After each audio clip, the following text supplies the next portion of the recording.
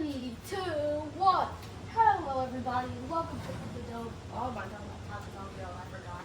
Hello, everybody, and welcome to the Dome. Today, I'm going to be giving out my Week 3 awards. So this is going to be a new series I'm doing. I'm doing it for the whole year. We got some awards here. So we got. Just pull up my awards. Give me 1 second, my bad. So we got the MVP of the week, offensive player of the week, defensive player of the week, letdown of the week, and best game of the week. Oh, and offensive and defensive rookies of the week. So, first up, we got an MVP of week 3. We have Justin Herbert. I have bad clapping. But he led a comeback victory for the Chargers. I had him in fantasy. He was kind of ass in fantasy, only had 14 points. But he had 300 yards, he had a touchdown, he went 28 for 47, and he led a comeback, which the Chargers beat the Broncos, I believe. Yeah, the Broncos. I watched that whole game. So congratulations to Justin Herbert on winning my meaningless MVP. So next up, an offensive player of the week, I'm giving it to Caleb Williams. After all the haters have been saying, he's had a great week. He went 19 for 28. Had 298 yards and 4 touchdowns to no interceptions and 142.6 passer rate. 142.6 passer rating. And defensive player of the week, this one should be an obvious one for you guys. You know, Isaiah Rodgers of the Vikings. He had an 87-yard interception return for a touchdown and a 66-yard fumble return for a touchdown. And he became the first player in NFL history in one half to have a pick 6 and a fumble return for a touchdown past 50 yards in one half. Or one game, sorry. So, congratulations to Isaiah Rodgers. So, offensive player of the week, we have Jonathan Taylor. This is only one of 2 awards he won this week. He had 102 yards and 3 touchdowns over the win against the Titans, where he popped off. So next up, our rookie awards. First, offensive rookie of the week goes to Cam Skattebo. He did great. I'm gonna be honest. Let me pull up. He did great. He didn't play that much. He didn't play that much compared to the other running backs, but he had 10 runs for 60 yards and a touchdown, which he's had a touchdown in back-to-back games now. So, good job to Cam Skattebo.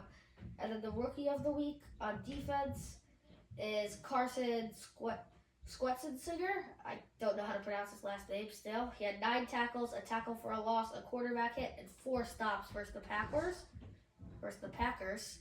So he did a great week.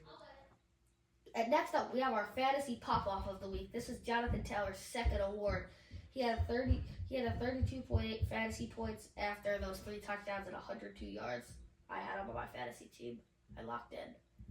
Another one they can get is Trey Tucker, who had 9 targets and a very high PRP score.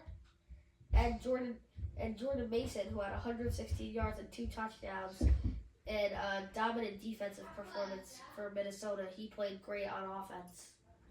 Got a bunch of carries. So our fantasy busts, I got 2 of these. I got Saquon Barkley, who had 22 touches but only got 55 yards. I also had him in fantasy.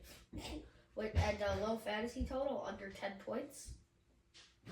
And Michael Penix, who got benched after a weak performance. He had a 50% completion percentage, 2 interceptions, and 3.78 fantasy points, which was ass. I think I'm going to have to give it to Michael Penix. That award goes to Michael Penix.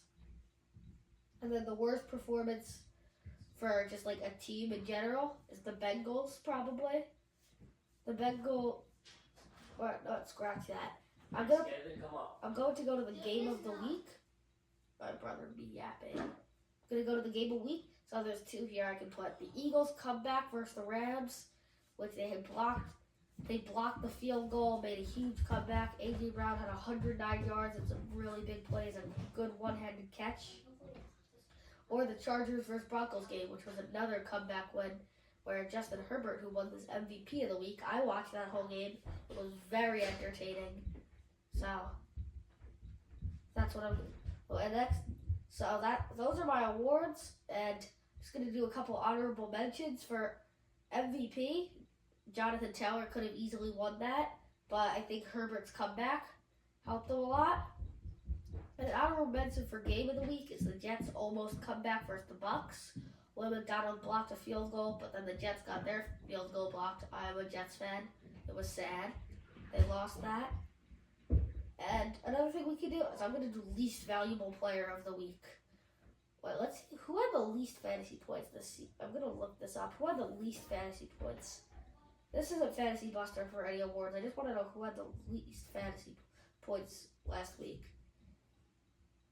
Oh, yeah. Another person who I could say is a fantasy bust. I forgot about saying this. Deebo Samuel. He had 4 points. He had 2 catches for 11 yards. So he didn't do great.